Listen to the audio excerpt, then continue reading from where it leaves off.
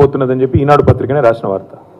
ఇవన్నీ ఎందుకు చూపెడతా ఉన్నా అంటే వాళ్ళ గొంతులెండి ప్రజలు కడుపు మండి మంచినీళ్ళలో మహాప్రభు అని చెప్పి జనం గోల చేస్తుంటే రేవంత్ రెడ్డి గారేమో గొంతు చించుకొని బూతులు తిట్టే పనిలో ఆయన బిజీగా ఉన్నాడు.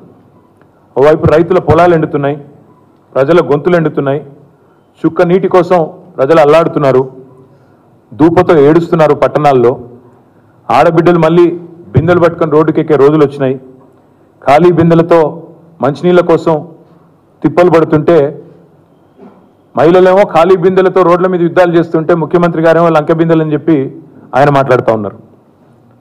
ఈ అసమర్థ ప్రభుత్వానికి, ఈ అసమర్థ ముఖ్యమంత్రి గారికి ధనవనరులను ఢిల్లీ తరలించడంలో ఉన్న శ్రద్ధ జలవనరులను తరలించడంలో మాత్రం లేదు అనేది విస్పష్టంగా ఇవాళ రాష్ట్రంలోని ప్రతి ఒక్కరికి కూడా అర్థమైంది.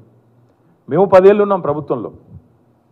10 ఏళ్లలో కేసీఆర్ గారి నాయకత్వంలో మారుమూల తాండాల్లో కూడా తాగునీటి కోసం తండ్లాట లేకుండా చేసినాం, బ్రహ్మాండమైన వ్యవహారం చేసినాం.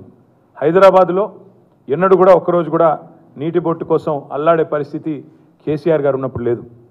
కానీ ఇవాళ కేసీఆర్ గారి ప్రభుత్వం దిగిపోగానే మళ్ళీ మాయమైన ట్యాంకర్లన్నీ హైదరాబాద్లో కాంగ్రెస్ పాపం వల్ల హైదరాబాద్లో